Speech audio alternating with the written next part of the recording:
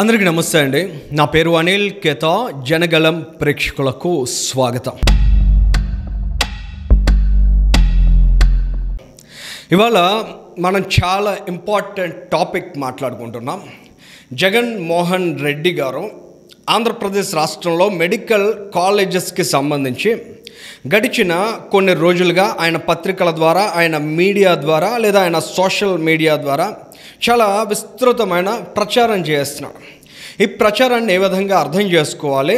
అసలు జగన్మోహన్ రెడ్డి గారు నిజంగా 17 మెడికల్ కాలేజీలు తీసుకొచ్చేసాడా?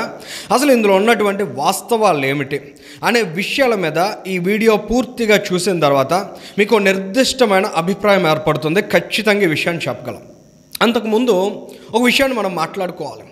జగన్మోహన్ రెడ్డి గారు ఆంధ్రప్రదేశ్ రాష్ట్ర ప్రభుత్వాధినేతగా ఆ రోజు ఉన్నప్పుడు ముఖ్యమంత్రిగా ఈ రాష్ట్రంలో ఒక 10 లక్షల కోట్ల రూపాయల మేర అప్పుల పాలైపోయింది స్టేట్ అని అప్పుడు ప్రతిపక్ష పార్టీలుగా టీడీపీ, జనసేన విమర్శలు చేసే భారతీయ జనతా పార్టీ.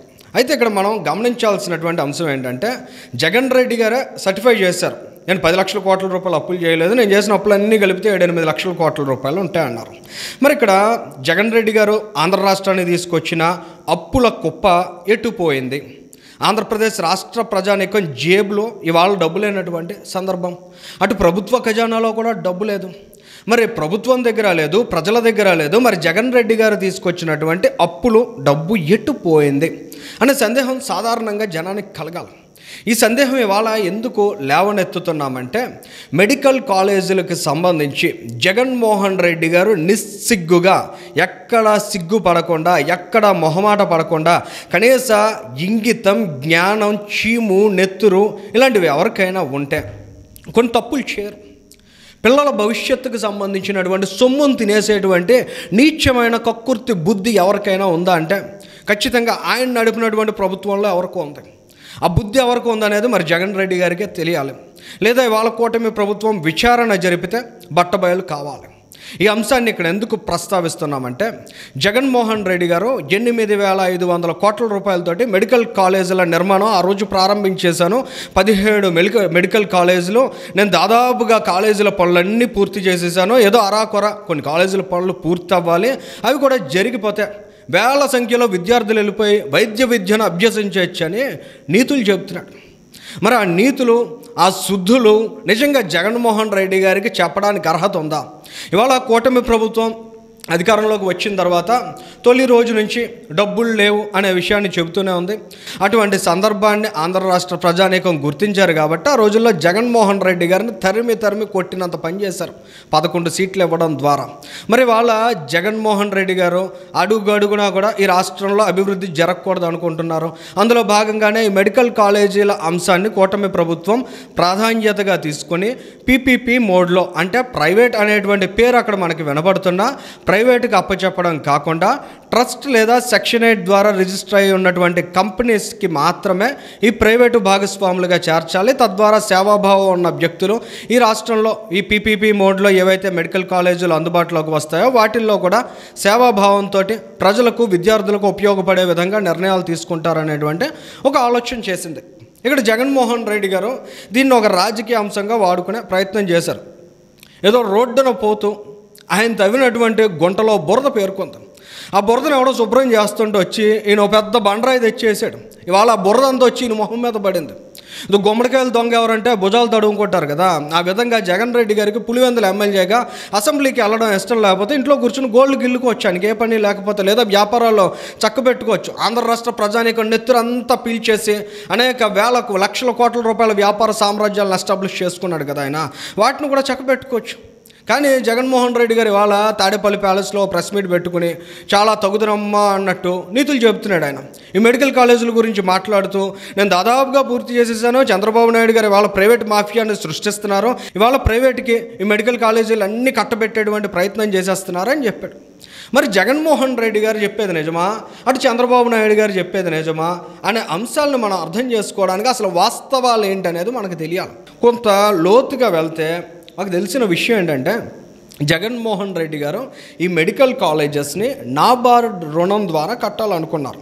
అంటే కేంద్ర ప్రభుత్వం ఏదైతే సహకారం అందిస్తుందో ఆ సహకారంతో పాటు నాబార్డ్ ద్వారా కూడా రుణాన్ని రైజ్ చేసి ఆ రుణంతో కట్టాలనుకున్నారు. అసలు 8,600 కోట్ల రూపాయలు ఏదైతే ఖర్చు అవుతుందో ఆ రకమైనటువంటి కాలేజెస్కి జగన్మోహన్ రెడ్డి గారి ప్రభుత్వం ఆ రోజుల్లో అడిగినటువంటి రుణం ఎంత అంటే అక్షరాల 13,000 కోట్ల రూపాయలు. జగన్మోహన్ రెడ్డి గారి ప్రభుత్వ ప్రతిపాదనలతో నాబార్డ్ 13,000 కోట్ల రూపాయలు 16 మెడికల్ కాలేజీల నిర్మాణం కోసం ఇవ్వడానికి అంగీకరించింది.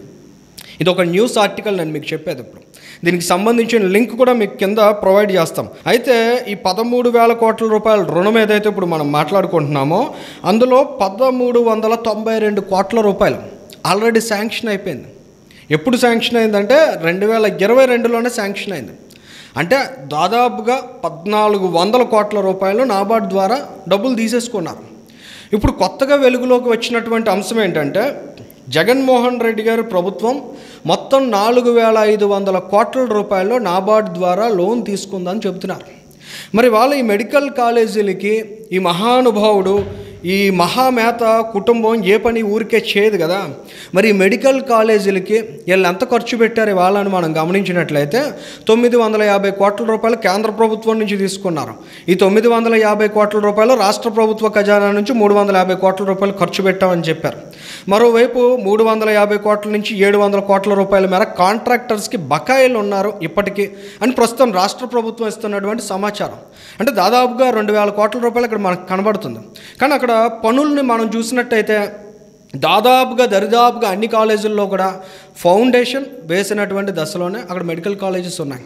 మన ఇక్కడ పాలకొల్లు మెడికల్ కాలేజ్కి సంబంధించినటువంటి బోర్డు చూసినట్లయితే ఇక్కడ చాలా క్లియర్గా రాశారు. Rural infrastructure development fund NABARD కిందన వచ్చినటువంటి ప్రాజెక్ట్ ఇది. ఆంధ్రప్రదేశ్ ప్రభుత్వం 2023లో ఫిబ్రవరి నెలలో దీనికి సంబంధించి వారు ఆ రోజు శంకుస్థాపన చేశారు. మరి 2025 ఆగస్టు 8 నాటికి పూర్తయిపోవాలి. మరి 30 నెలల కాల వ్యవధిలో పూర్తయిపోవాలి.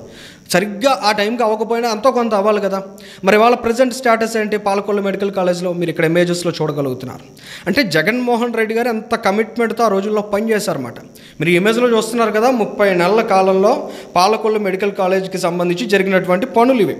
ఒక్క పాలకొల్లు మెడికల్ కాలేజ్ అనే కాదు, రాజమండ్రి మెడికల్ కాలేజ్కి సంబంధించి ఆదిరెడ్డి వాసు గారు అక్కడ స్థానిక ఎమ్మెల్యే వెళ్ళి చాలా స్పష్టంగా అక్కడ ఉండేటువంటి విజువల్స్ అన్నింటినీ చూపించారు. ఇంకా ఇవాళకి కూడా అక్కడ అండర్ కన్స్ట్రక్షన్లో ఉన్నటువంటి నిర్మాణాలు ఉన్నాయి.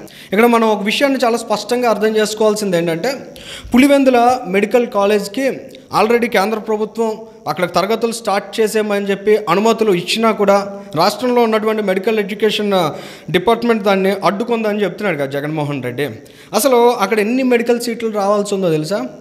50 మెడికల్ సీట్స్కి ఆమోదం తెలిపారు. ఆమోదం తెలిపిన తర్వాత అక్కడ తగినటువంటి ఇన్ఫ్రాస్ట్రక్చర్ లేదు, అక్కడ అవసరమైనటువంటి సదుపాయాలు లేవు. వాటన్నిటినీ కల్పించాలంటే కొంతకాలం పడుతుంది ప్రభుత్వానికి. జగన్మోహన్ రెడ్డి గారిలాగా సిగ్గు లేకుండా తన సొంత నియోజకవర్గ ప్రజలను మోసం చేసేటువంటి గనుడు ఎవరు ఉండరు కదా. 160 కోట్ల రూపాయలకు పైగా పనులు అక్కడ పూర్తి కావాల్సి ఉన్నా జగన్మోహన్ రెడ్డి వెళ్ళి అక్కడ ప్రారంభోత్సవం చేశారంటే ఆయనకి ఏమైనా ఉందా? ఆయనకి ఏమైనా విజ్ఞత ఉందా? ఎక్కడికక్కడ గోడలు కట్టేసి వాటికి రంగులు వేసుకోవడం. ఆయన 5 ఏళ్ల కాలంలో, ఆయన 5 ఏళ్ల పరిపాలనలో చేసింది ఏంటంటే ఎక్కడన్నా గోడ కనబడితే దానికి రంగు వేయడం, బులుగుమయం చేశాడు ఆంధ్రప్రదేశ్ రాష్ట్రాన్ని అంతా. నట్టేట ముంచాడు ఆయన. వాళ్ళు జగన్మోహన్ రెడ్డి గారు కోరుకుంటుంది అక్కడ 50 మంది చదివేసుకుని డాక్టర్లు అయిపోయి ఆ 50 మంది జీవితాలు తగలడిపోయాయి అక్కడికి వెళ్ళి ఉంటే. ఇలాంటి దిక్కుమాలిన కాలేజీకి మేము ఎందుకు వచ్చాండ్రా బాబు అని నెత్తి నేలకేసి కొట్టుకునేవారు. ఎందుకంటే అక్కడ ఇన్ఫ్రాస్ట్రక్చర్, మెడికల్ ఇన్ఫ్రాస్ట్రక్చర్ అనేది అత్యంత కీలకమైనది. కేవలం 4 గోడలు అంటే మెడికల్ కాలేజ్ అయిపోదు కదా. జగన్మోహన్ రెడ్డి గారికి ఆ పాటి విజ్ఞత లేకపోవచ్చు, కానీ ఆంధ్రప్రదేశ్ రాష్ట్రంలో ఇవాళ ఐఏఎస్లు, పెద్ద స్థాయిలో ఉన్నటువంటి అధికారులు, ఆంధ్రప్రదేశ్ రాష్ట్రంలో ఉన్నటువంటి కూటమి ప్రభుత్వానికి కాబట్టి ఆ 50 సీట్లతోటి 50 మంది విద్యార్థుల జీవితాన్ని మనం పాడు చేయకూడదనే ఆలోచనతో వాళ్ళు ఇమీడియట్గా ఉన్నటువంటి వాస్తవిక పరిస్థితులను పైకి నివేదించారు. వాళ్ళు కూడా అక్కడ సిచ్యువేషన్ అర్థం చేసుకుని ఇమీడియట్గా దాన్ని విత్డ్రా చేసుకున్నారు. ఇటువంటి సందర్భాలు వాళ్ళ ఆంధ్రప్రదేశ్ రాష్ట్రంలో మనం గమనిస్తున్నాం. ఇక్కడ ప్రతి ఒక్కరూ అర్థం చేసుకోవాల్సిందే, జగన్మోహన్ రెడ్డి గారు 4,500 కోట్ల రూపాయలు నాబార్డ్ నిధులు ఏం చేశారు? ఎటు మళ్లించారు, కేంద్ర ప్రభుత్వం నుంచి తీసుకున్నటువంటి 950 కోట్ల రూపాయలని ఏం చేశారు. ఇవాళ అక్కడ మొత్తం తిప్పి కొట్టిన జగన్మోహన్ రెడ్డి గారు ప్రభుత్వం చేసినటువంటి శాంక్షన్స్ కేవలం 1300 నుంచి 1500 కోట్ల రూపాయలు మాత్రమే కనిపిస్తున్నాయి. ఇంకా బకాయిలు 400-500 కోట్ల రూపాయలు ఎందాడు మనం చెప్పుకున్నట్టు ఇన్ బిట్వీన్గా కూడా కనిపిస్తున్నటువంటి సందర్భం. మరి జగన్మోహన్ రెడ్డి గారికి ఏ మాత్రమైనా ఆంధ్రప్రదేశ్ రాష్ట్రంలో వైద్య విద్యను ప్రోత్సహించాలి, అది ఈయన సంకల్పం కూడా కాదు, అది కేంద్ర ప్రభుత్వ సంకల్పం. ప్రతి ఒక్క జిల్లాకి ఒక మెడికల్ కాలేజ్ ఉండాలి, ప్రతి ఒక్క జిల్లా ఆసుపత్రికి అఫిలియేటెడ్గా ఒక మెడికల్ కాలేజ్ని నెలకొల్పాలనేటువంటి నిర్ణయం తీసుకుని కేంద్రంలోని నరేంద్ర మోదీ గారు ఆ రోజుల్లో దానికి అవసరమైనటువంటి ప్రణాళిక రూపొందించారు. రాష్ట్రాల చేతుల్లో ఇవన్నీ పెట్టారు.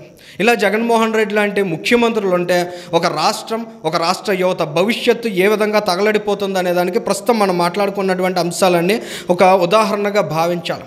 ఇటువంటి వ్యక్తి ఇవాళ ప్రెస్ మీట్ పెట్టి నీతులు చెప్తున్నారు. వీటిని ఏ విధంగా అర్థం చేసుకోవాలి, జగన్మోహన్ రెడ్డి గారు చేస్తున్న ఇలాంటి అవాస్తవిక అంశాలను ఏ విధంగా నిలదీయాలనేది ఖచ్చితంగా ఆంధ్ర రాష్ట్ర ప్రజానీకం నిర్ణయించుకోవాలి. 17 మెడికల్ కళాశాలలు వచ్చి ఉండేవి జగన్మోహన్ రెడ్డి గారు కమిట్మెంట్తో పనిచేసి ఉంటే. దానికి అవసరమైనటువంటి ఫండ్స్ అన్నీ కూడా పూల్ అయి ఉన్నాయి. ఆ రోజు నాబార్డు ఇవ్వడానికి సిద్ధపడింది. కేంద్ర ప్రభుత్వం కూడా సెంట్రల్ స్పాన్సర్డ్ స్కీమ్ కింద దీన్ని ప్రవేశపెట్టింది కాబట్టి ఎక్కడ నిధుల కొరత లేదు. కానీ ఈ డబ్బులన్నిటినీ హుండీలో వేసినట్టు ఏదో కర్పూరంలాగా ఆవిరి చేసేసి వాళ్ళ జగన్మోహన్ రెడ్డి లేదు ప్రభుత్వమే నిర్మించాలంటున్నాడు. వాళ్ళ ప్రభుత్వం నిర్మించడానికి ఆంధ్రప్రదేశ్ రాష్ట్రంలో ఎలాంటి సిచ్యువేషన్ ఉందనేది కూడా ప్రతి ఒక్కరికి తెలుసు. అసలు ప్రభుత్వం నిర్మిస్తుందా లేదా పీపీపీ మోడ్లో వెళ్తుందా అనే విషయాలను పక్కన పెడితే అసలు దీనికోసం తెచ్చినటువంటి రుణాన్ని జగన్మోహన్ రెడ్డి ఏం చేశాడు అనేది తేలాలి. ఆ దశగా ఖచ్చితంగా రాష్ట్ర ప్రభుత్వం విచారణకు ఆదేశించాలి. జగన్మోహన్ రెడ్డి ఇప్పటి వరకు చేసినటువంటి అవినీతి అంశాలకు సంబంధించి అనేక విషయాల్ని వెలుగులోకి తీసుకువస్తుంది, కానీ రాష్ట్ర ప్రభుత్వం ఎక్కడా దేని మీద నిర్దిష్టమైన చర్యలు తీసుకోవట్లేదు. దానికి రాజకీయ పరంగా అనేక కారణాలు ఉన్నాయి. జగన్ రెడ్డి గారి మీద ఏ చర్య తీసుకున్నా దాన్ని పొలిటికల్గా రప్చర్ చేసి ఆంధ్రప్రదేశ్ రాష్ట్రాన్ని డిస్టర్బ్ చేస్తాడనేటువంటి అభద్రతా భావం కూడా కూటమి ప్రభుత్వానికి ఉంది. కానీ ప్రజలు వీటిని గమనిస్తున్నారు. ప్రజలు ఇవాళ ప్రభుత్వం భయపడుతోంది అనేటువంటి సంకేతాన్ని ఏమాత్రం భరించలేరు. జగన్మోహన్ రెడ్డి అవినీతిని ప్రభుత్వం ఉపేక్షిస్తే ఏమాత్రం చూడలేరు. ప్రజలంతా కూడా ఖచ్చితంగా కూటమి ప్రభుత్వాన్ని నిలదీసేటువంటి సిచ్యువేషన్ వస్తుంది. అంతకు ముందే ఇవాళ చంద్రబాబు నాయుడు గారి నేతృత్వంలోని ఈ కూటమి సర్కార్ జగన్మోహన్ రెడ్డి ఇవాళ విద్యార్థుల భవిష్యత్తును కూడా గాలికి వదిలేసి ఏ విధంగా వేల కోట్ల రూపాయలు అప్పనంగా తినేసాడు అనే విషయాన్ని తేల్చాల్సిన అవసరం ఎంతో ఉంది. దీనికి సంబంధించినటువంటి సమాచారం లింక్స్ని కూడా కింద డిస్క్రిప్షన్లో మేము ప్రొవైడ్ చేస్తాం. ఈ వీడియోకి సంబంధించి మీ అభిప్రాయాన్ని కూడా కామెంట్ చేయండి. Thank you.